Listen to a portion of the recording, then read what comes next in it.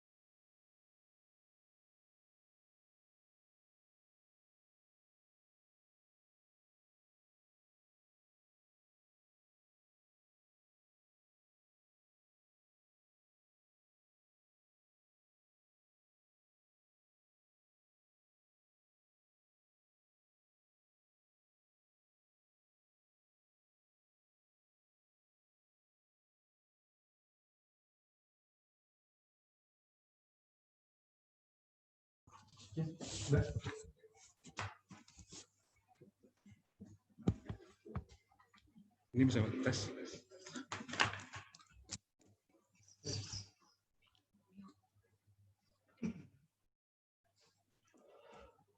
Baik. Assalamualaikum warahmatullahi wabarakatuh. Selamat siang kepada seluruh peserta webinar Laboratorium Indonesia.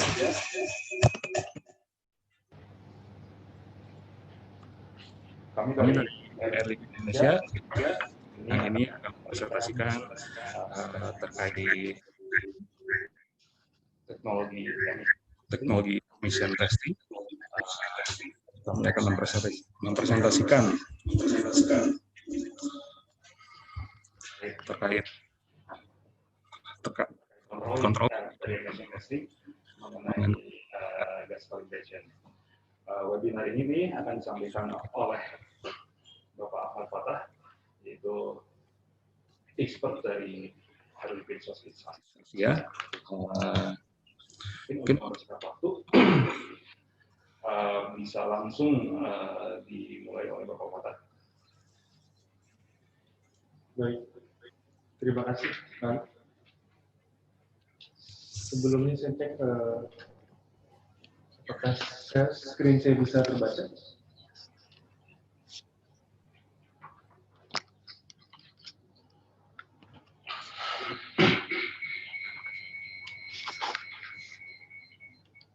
Oke, baik.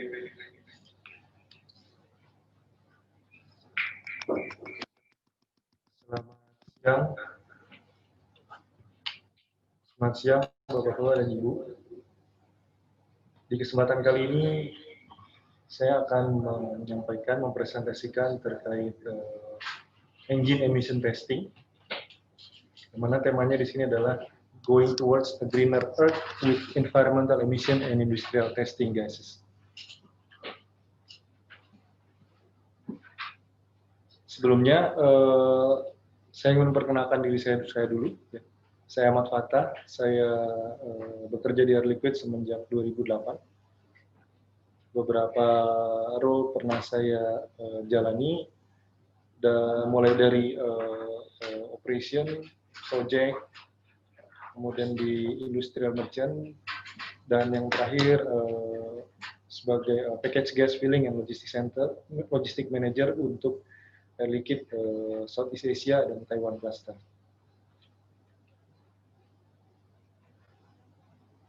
Oke. Dalam presentasi ini agenda kita adalah pertama kita akan bahas apakah itu engine emission testing. Kemudian kenapa engine emission testing itu sangat penting. Berikutnya adalah apa keuntungan dari engine emission testing dari sisi pengguna kendaraan. Berikutnya adalah bagaimana melakukan engine emission testing. Dan yang terakhir adalah kita bicara masa depan. Bagaimana masa depan terkait engine emission testing. Sebelumnya, sebagai pembuka saya akan tampilkan sebuah video.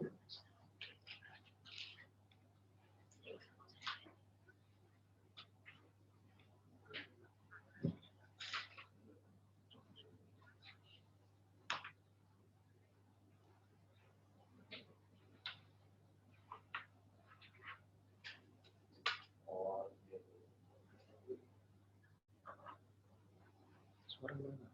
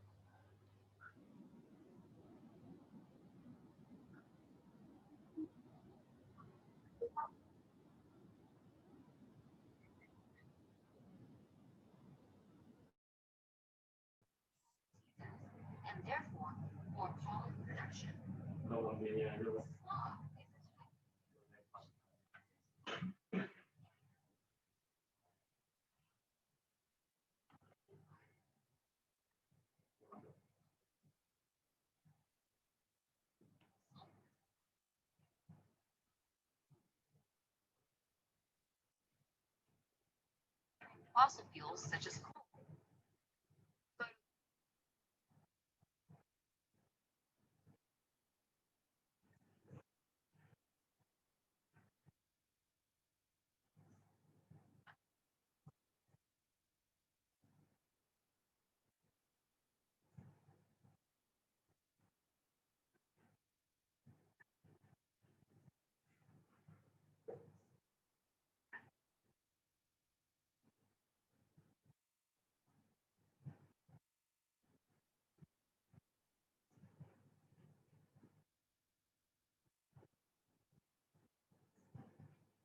These are chemicals such as mercury, lead, dioxin, and benzene.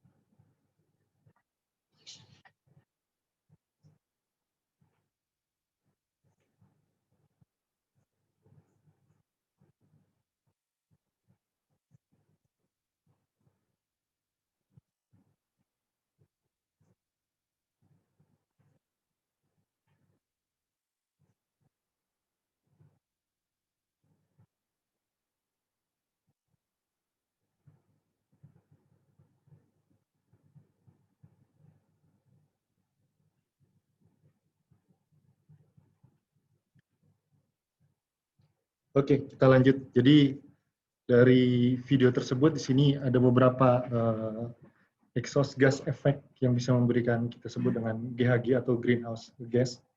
Di antaranya seperti ada karbon dioksida sebagai polutan utama, kemudian ada CO, ada hidrokarbon yang bisa disimbolkan dengan HC atau CNHM, atau THC, total hydrocarbon, atau ada NMOG, ini singkatan dari non-methan organic group,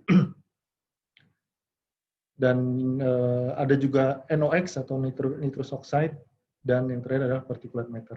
Yang masing-masing seperti CO2 bisa memberikan efek terhadap global warming, CO lebih kepada toksik atau beracun, kemudian hidrokarbon ini kontribut terhadap timbulnya smoke, photochemical smoke, dan juga bisa membawa serius problem terhadap pernapasan.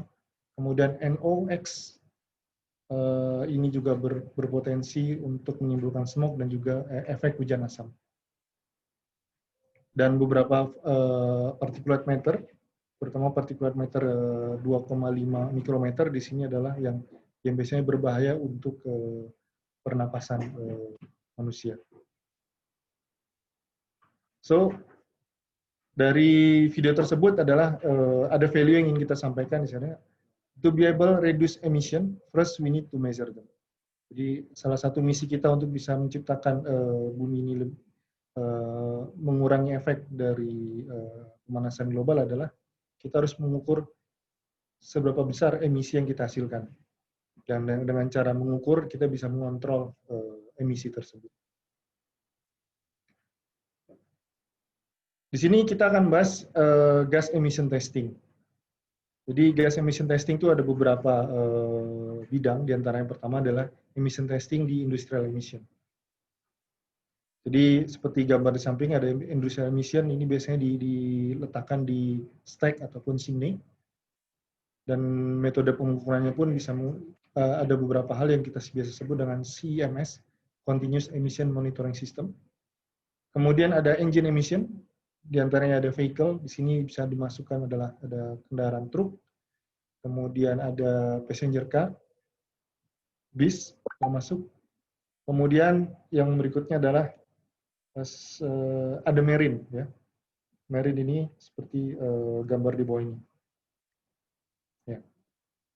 Nah, kemudian seberapa besar kontribusi dari engine emission testing?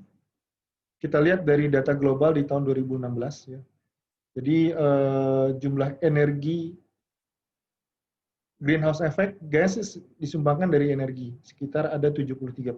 Dari 73% tersebut kita lihat di sini, kontribusi dari transportasi ada sekitar 16%. Ya. Dan dari 16% itu kita bisa bagi-bagi di sini road transport adalah yang terbesar. Jadi ada sekitar hampir 12%. Oleh karena itu,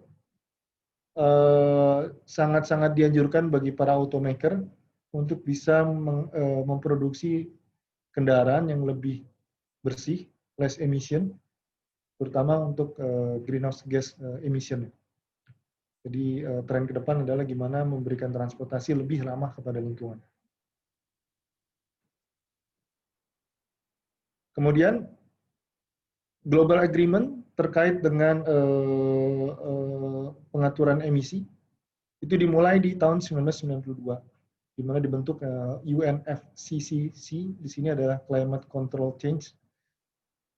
Change Control.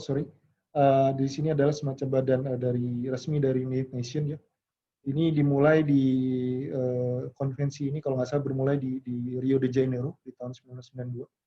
Kemudian dilanjutkan dengan Kyoto Protocol. Di sini mulai ada penetapan standar, dimulai dari pembuatan seperti misalnya dimulai dari 15 negara Uni Eropa sepakat untuk mengurangi karbon emisinya. Kemudian dilanjutkan di Paris Agreement di 2015. Untuk Paris Agreement, yang menandatangani Paris Agreement ini sudah bisa dikatakan hampir seluruh negara di dunia. Dari 180, ada sekitar 160 negara sudah menyetujui. Dan ini dimulai dari Uni Eropa sebagai pelopor.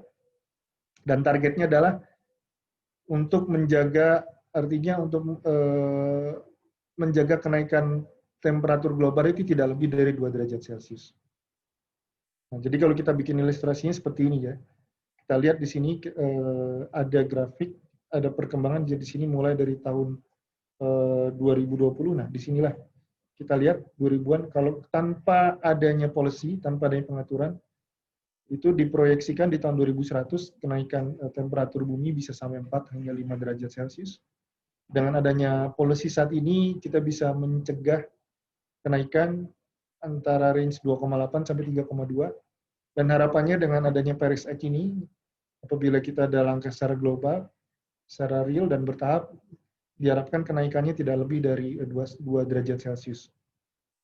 Jadi ini adalah kenapa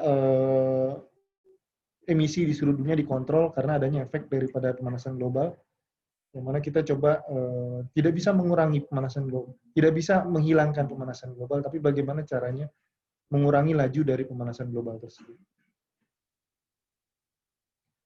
Nah, berikutnya adalah kita bicara standar. Inilah standar yang ditetapkan. Ada berbagai macam standar emisi. Karena di kesempatan ini saya akan membahas terkait engine emission di kendaraan, ya. Karena porsinya penyumbang emisi terbesar dan juga kebanyakan juga dari kendaraan light duties ataupun passenger car sebagai penyumbang emisi terbesar. Maka di sini ada 2 kategori, yaitu kategori mesin diesel dan juga sebelah kanan adalah kategori mesin bensin. Nah, ini kita lihat evolusinya bermulai dari tahun 90-an, 96 dimulai dari Euro 2. Kita lihat. Ini adalah aksisnya, kita lihat ada berapa jumlah CO gram per kilometer yang dikeluarkan, kemudian particulate matter berapa gram per kilometer, dan juga NOx. Begitu juga untuk bensin di sebelah kanan. Untuk bensin particulate matter-nya bisa dikatakan lebih bersih, ya. Dia lebih fokus kepada CO dan juga NOx. Dan sisa daripada HC atau total hidrokarbon yang tidak terbakar. Nah, bagaimana dengan statusnya di beberapa lokasi di dunia, di region di dunia? Kalau kita lihat, kita mulai dari Uni Eropa. Uni Eropa ini dimulai trennya menerapkan Euro 1, pre-Euro, kemudian Euro 1 mereka mulai di awal tahun 90-an. Hingga saat ini tahun 2020 mereka sudah masuk ke generasi ke-6. Kemudian Kanada dan Amerika juga melakukan hal serupa, ya. Di beberapa negara maju seperti Jepang, kemudian Australia, mereka sekarang sudah masuk ke tahap Euro 6. Dan bagaimana dengan negara-negara Asia? Bagaimana dengan Indonesia? Indonesia masuk di Asia Pasifik 40 ya. Ini kita sedang menuju ke Euro 4. Dan ini kalau kita lihat di peraturan Menteri Lingkungan Hidup ya dan Kehutanan ditetapkan di tahun 2017, Indonesia baru mulai menerapkan standar Euro 4. Kemudian, apa sih keuntungan daripada engine emission testing untuk para pengguna kendaraan bermotor? Jadi, ini sebagai ilustrasi, di dalam kendaraan kita lihat ada gas buangnya. Yang paling besar adalah tetap nitrogen, kemudian ada CO2, ada air, ada sisa pembakaran, ada O2 yang terlewat. Kemudian kita lihat di sini ada dua pembagian. Untuk yang warna merah ini untuk kendaraan diesel. Kendaraan diesel itu ada karakteristik dia memiliki emisi buang yaitu particulate matter dan juga ada SO2. Untuk kendaraan bensin dia hanya memiliki CO, NOx dan hidrokarbon. Nah, sebagai ilustrasi seperti ini. Jadi ini adalah kendaraan, ada fuel tank, kemudian ada air filter. Air filter itu intake-nya berupa udara. Yang kita ketahui udara tidak hanya mengandung oksigen, sebagian besar mengandung nitrogen dan juga uap air. Ini masuk ke dalam sistem pembakaran. Nah, ini yang terjadi apabila pembakarannya sempurna. Dalam realitinya adalah ini yang terjadi, actual combustion. Jadi tetap menghasilkan emisi gas, misalnya CO, NOx, ya, yang mana ini perlu dikontrol emisinya. Kemudian, apabila kita amati lebih jauh lagi dari proses yang aktual atau pembakaran tidak sempurna dari mesin, ini kita akan lihat contohnya sebelah kanan adalah sertifikat vehicle emission test. Saya mengambil contoh ini di beberapa negara maju, mereka punya periodical test dan sertifikat ini adalah sebagai sertifikat yang wajib digunakan untuk memperpanjang semacam license kendaraan mereka. Ya. Nah, benefit yang didapat dari para user adalah pertama yang jelas kalau kita bisa mengetahui gas buang, berarti kita bisa yang pertama kita bisa mengimprove maintenance dari combustion process. Ya. Seperti halnya misalnya kita melakukan periodical maintenance ke workshop, ke bengkel ya. Di situ biasanya dibersihkan kerak-kerak, di situ coba melihat pembakaran yang tidak sempurna. Dengan indikasi dari gas buang yang misalnya di situ banyak CO dan maupun hidrokarbon, itu menunjukkan bahwasanya pembakarannya tidak sempurna. Kemudian jelas di sini ada fuel efficient. Ya. Apabila kita bisa melihat performa mesin, apakah performa mesin kita bagus. Kemudian fuel efficiency ini seperti apa? Ya. Bisa diindikasikan dari engine emission testing. Berikutnya kita akan bisa memperpanjang catalytic converter. Apa sih catalytic converter? Ya.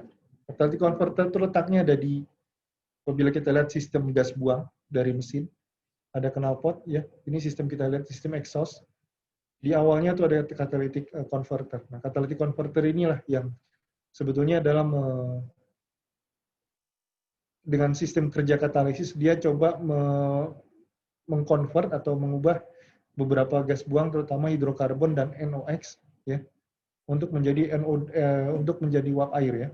Jadi mengurangi kadar daripada CO dan juga NOx, yang mana bisa lebih rendah, dan pada akhirnya nanti gas buang yang dikeluarkan ini bisa memasuki standar daripada misalnya untuk di Indonesia bisa memasuki standar Euro 4. Nah, dengan kita rajin melakukan engine emission testing, otomatis kita bisa mengetahui performa dari catalytic converter dan kita juga bisa memperpanjang usia daripada catalytic converter apabila sistem pembakarannya berjalan dengan baik. Dan yang terakhir adalah yang pasti kita akan comply ataupun sesuai dengan peraturan yang ada. Kemudian, bagaimana kita melakukan engine emission testing? Ada beberapa cara. Pertama yaitu dengan test bench. Berikutnya dengan chassis dyno. Dan yang terkini adalah menggunakan namanya PMS atau RDE. atau Portable Emission Monitoring System, atau ada yang menyebutnya dengan RDE atau Real Driving Emissions. Ya. Nah, kemudian yang saat ini dilakukan metodenya yang lebih pas yang mana? Ya. Jelas yang lebih akurat untuk saat ini adalah menggunakan metode PMS atau Real Driving Emission. Nah, Real Driving Emission ini kita melihat ada, kalau kita lihat sejarahnya ini dulu, sebelum tahun kita katakan untuk kendaraan-kendaraan yang tahun 90-an atau tahun 2000 awal ya, mereka menggunakan sistem all test, yaitu menggunakan metode NEDC. Ini hanya untuk theoretical driving. Jadi kalau kita balik lagi ke slide selanjutnya, theoretical driving ini bisa didapat dari menggunakan model test bench atau chassis dyno. Ya. Namun saat ini ternyata hasil ini tidak memberikan merepresentasikan dari emisi buangan daripada kendaraan secara real, maka digunakan metode yang ketiga, yaitu PMS atau RDE. Nah, PMS ini diperkuat lagi dengan namanya adalah kita menggunakan WLTP atau Worldwide Harmonized Vehicle Test Procedure. Ya. Ini dimulai di tahun 2017 ya, dan ini lebih mendekati dari base real driving data. Ya. Jadi secara singkatnya metode ini digunakan di kendaraan. Jadi kalau kita lihat gambarnya di sini, ditempelkan di belakang emisi. Kendaraan ini harus menempuh jarak tertentu, ya, dengan area yang dilaluinya pun, medan yang dilalui tidak sama. Dia bisa melewati jalan highway atau jalan tol, kemudian melalui daerah urban, daerah-daerah yang macet ya. Dan dari situ setelah melalui atau menempuh sekian kilometer dengan waktu tes juga ditentukan sekian menit, data tersebut direcord, dan ini lebih menunjukkan aktual emisi, kuantitas emisi daripada dilakukan di metode sebelumnya, yaitu di chassis dyno ataupun test bench. Nah, kemudian bagaimana analyzer itu bekerja untuk mendeteksi gas emisi buang? Inilah analyzer yang bekerja. Jadi kalau kita lihat di sini, kita memiliki sistem analyzer. Molekul yang dianalisis, kita lihat ada hidrokarbon. Analyzer yang digunakan di sini adalah menggunakan FID atau Flame Ionization Detector. Kemudian ada CO, dia menggunakan infrared, dispersive infrared, kemudian CO2. Menggunakan sama teknologinya, analyzernya, detektornya menggunakan NDR. Kemudian NOx menggunakan chemoluminescence detector. Kemudian oksigen menggunakan parametrik, paramagnetik, dan yang terakhir adalah SO2 menggunakan UV fluorescence. Nah, kalau kita elaborasi lebih lanjut, di sini lihat bahwasanya untuk menjamin kerja daripada analisa tersebut ada beberapa gas yang diperlukan. Misalnya kita lihat untuk pengukuran hidrokarbon dengan analyzer FID, kita menggunakan ada nama instrumentation atau working gas. Working gas ini kalau kita sebut adalah semacam proses gas. Dia harus terus dihembuskan ke dalam analyzer selama proses analisis. Begitu juga ada untuk zero gas. Zero gas ini dilakukan ketika awal sebelum dilakukan pengetesan untuk zeroing atau kita sebut untuk blank analysis ya. Berikutnya kita gunakan gas kalibrasi. Misalnya di sini menggunakan C3H8 ya, dengan nitrogen balance. Ini sebagai ini target molekul yang akan kita cek. Kenapa digunakannya adalah C3H8 atau kita sebut propan. Kalau kita lihat dari bahan baku fossil fuel ataupun kita contohkan misalnya di Indonesia di sini menggunakan pertalite itu RON 90 ya.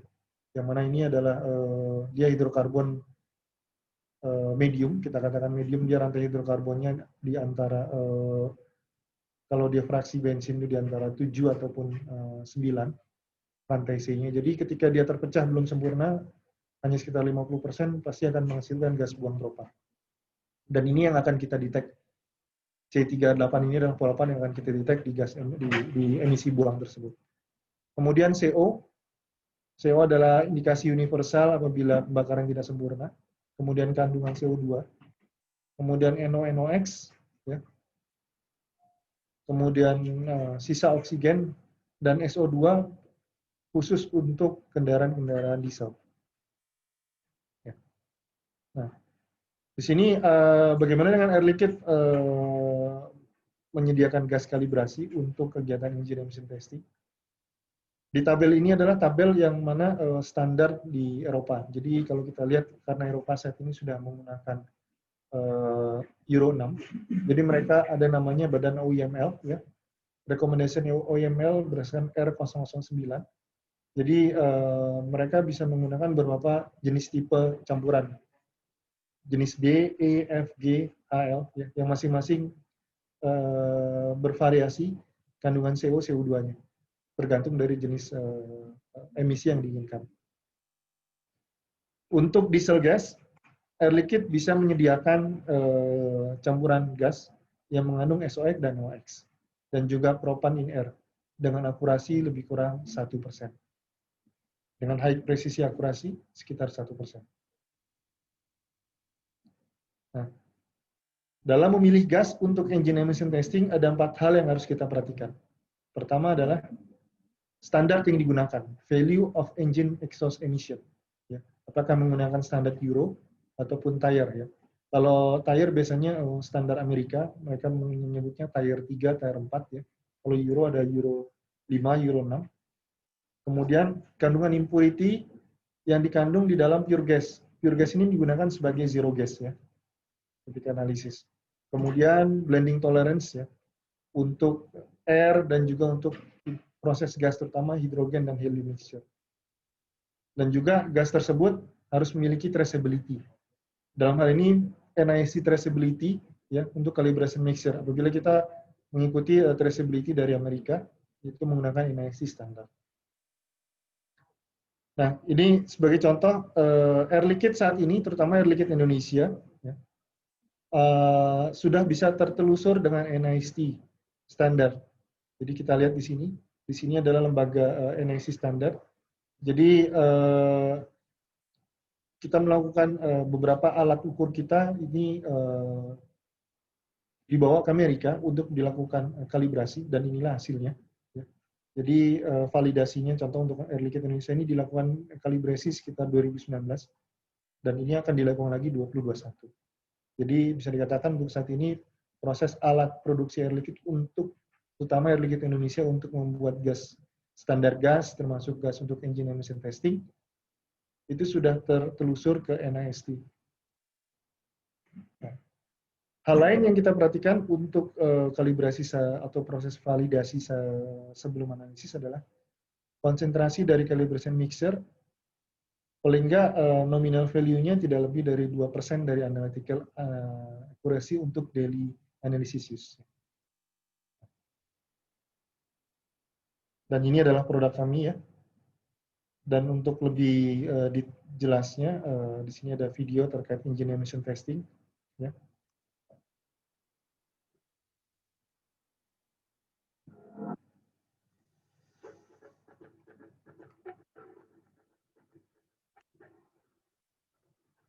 Today, we work more.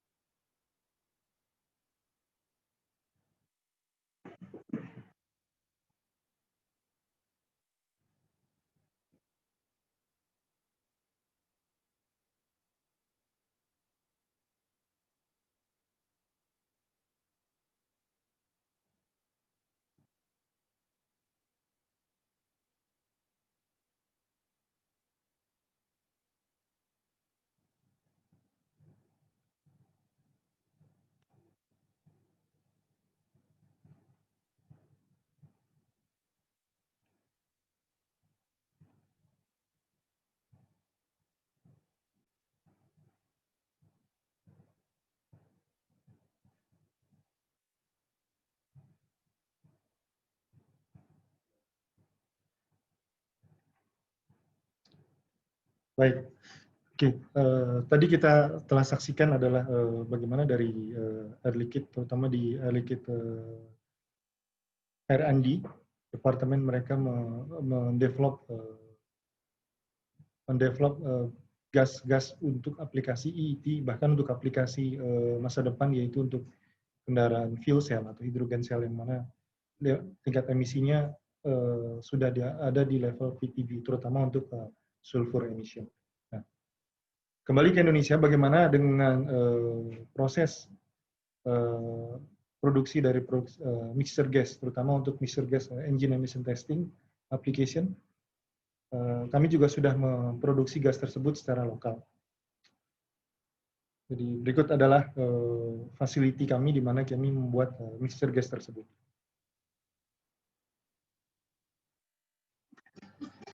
Established in 1995.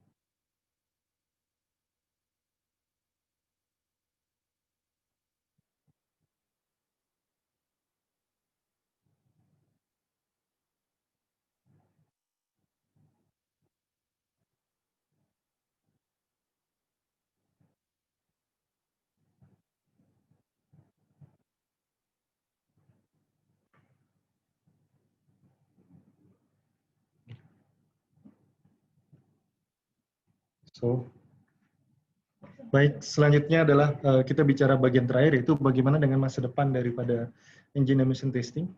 So, tren yang terjadi saat ini adalah ICE akan bergeser ke EV ataupun FC. Dan juga terkait sama regulasi akan lebih ketat lagi, dengan lebih ketatnya yaitu threshold value yang ditetapkan oleh pemerintah. Jadi, kalau kita lihat, ini prediksi terkait car sales hingga 2050. Di sini kita lihat ada istilah BEV, PHEV, kemudian FCEV, kemudian hybrid dan ICE. Saat ini adalah ICE yang kita gunakan adalah internal combustion engine, ya. Dan yang di dalam kotak ini adalah kedepannya kita tetap akan membutuhkan yang namanya engine emission testing. Meskipun populasi kendaraan akan meningkat, cuman variasinya akan berubah. Ya. Dan pastinya ke depan dengan adanya shifting ini akan dengan policy yang lebih ketat akan ada development baru daripada calibration gas untuk engine emission testing. Kemudian tren mobility ke depan adalah seperti ini, ya. Kita lihat di 2040 kemungkinannya. Ada namanya autonomous car, kemudian mesin yang tadinya bahan bakar fosil akan bergeser ke electrical, ya. Dan ini adalah apa yang telah dilakukan oleh Air Liquide untuk peserta dalam menjaga lingkungan adalah berikut adalah contoh hidrogen taksi yang sudah berjalan di Paris. Ya.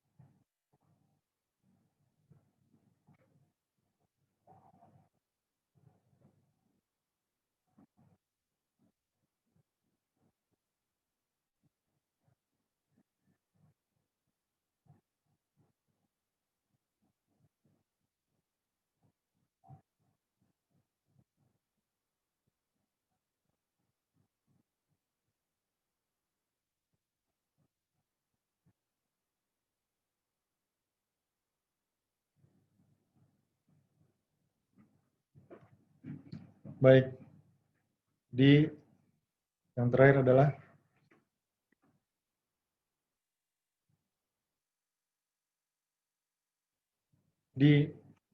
sebagai simbol adalah sustainability mereka adalah tanggung jawab kita. Dan untuk hal lebih lanjut terkait dengan produk gas untuk engine emission testing, sini kami bisa silakan menghubungi Pak Muhammad Aliuddin, ya, sebagai salah satu representatif dari Sales Engineer Air Liquide Indonesia. Baik, kita masih ada sekitar 1,5 menit, mungkin ada 1 atau 2 pertanyaan yang bisa. Ya, silakan. Ada pertanyaan yang mungkin bisa.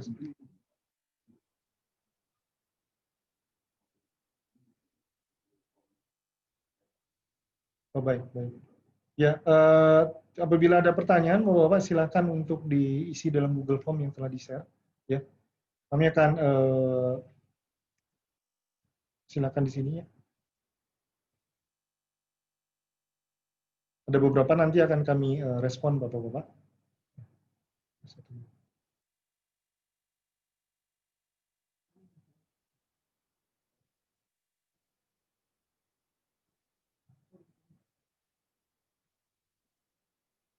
Mungkin ada satu pertanyaan yang bisa kita mewakili, ya.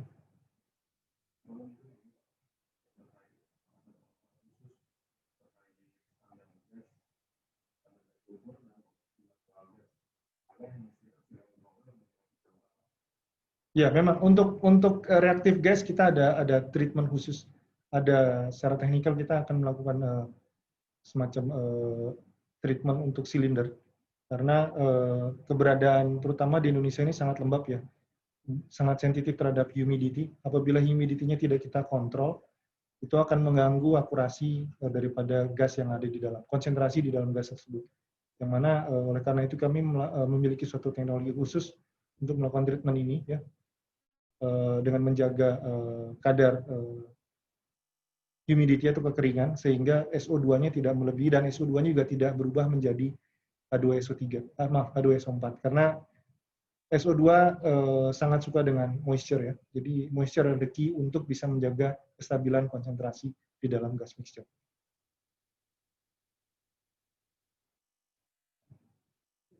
Baik, terima kasih waktunya.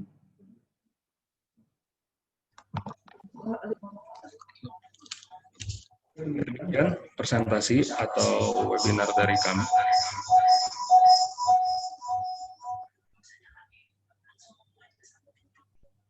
Demikian webinar dari kami.